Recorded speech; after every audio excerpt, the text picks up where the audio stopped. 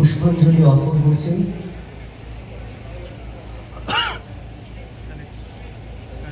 প্রথমেই রয়েছেন আজকের এই অনুষ্ঠানের উদ্বোধক মঙ্গল প্রদীপ প্রজ্বলনী।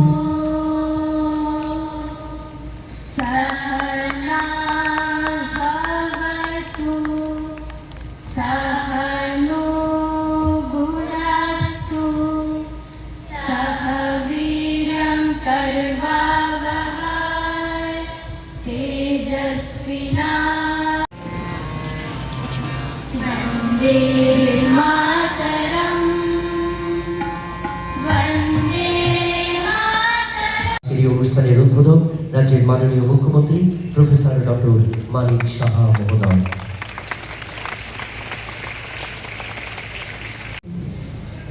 May I request everyone to please maintain silence and decorum. আমাদের সরকার আসার পর বিজেপি নেতৃত্বাধীন সরকার এসে এখানে আসার পর আজ পর্যন্ত এখন পর্যন্ত প্রায় 1,65,000-এর মতো বাইসাইকেল আমরা দিয়েছি বিনা পয়সায়। এবং শুধু তাই নয়, মেয়েদের শিক্ষা যেন কোনো দিকে পিছিয়ে না যায় তার জন্য 15টির মতো কস্তুরবা গান্ধী বালিকা বিদ্যালয় আমরা চালু আছে এখানে।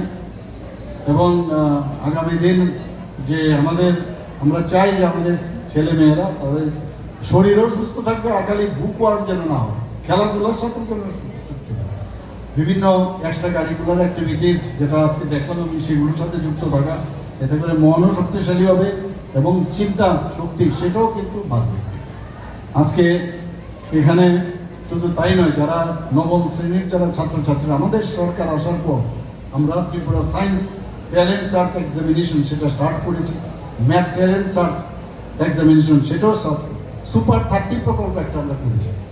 এই সুপার 30 প্রকল্পতে এখন পর্যন্ত প্রায় 11 জন ছাত্রছাত্রী IIT পেয়েছে, MBBS এ 14 জনের মতো পেয়েছে এবং NIT-তে 16 জন চান্স পেয়েছে এই সুপার 30 প্রকল্প।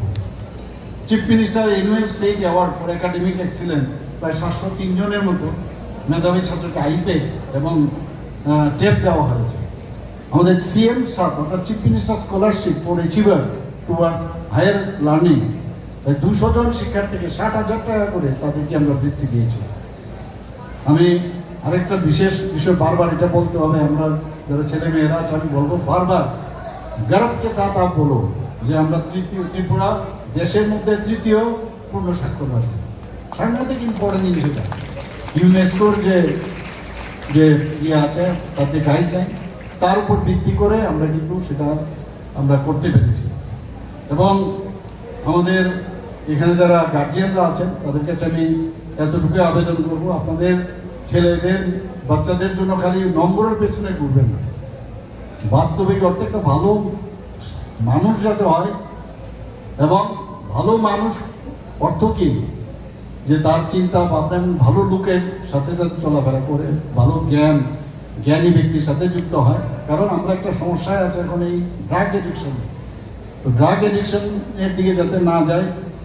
আজকে এই নকশা পাইলট প্রজেক্টও এখানে যেটা উদ্বোধন হলো, এর জন্য যারা এর সাথে যুক্ত রয়েছেন এই আধুনিক প্রযুক্তি ব্যবহার করে আজকে আমাদের এখান থেকে এটা কিন্তু খুবই ইম্পর্টেন্ট যে জমির প্রপার যে জমি কোন জায়গায় কি আছে, কোনটা খালি আছে সেটাও আমরা জানতে পারবো। সেখানে আগামী দিন আমরা ওই পাইলট প্রজেক্টের যে নকশা, তার থেকে নকশা ঘরে বসে আমরা বুঝতে পারবো এই জায়গাটা খালি আছে, ওইখানে আমরা কিছু প্রজেক্ট দিতে পারি।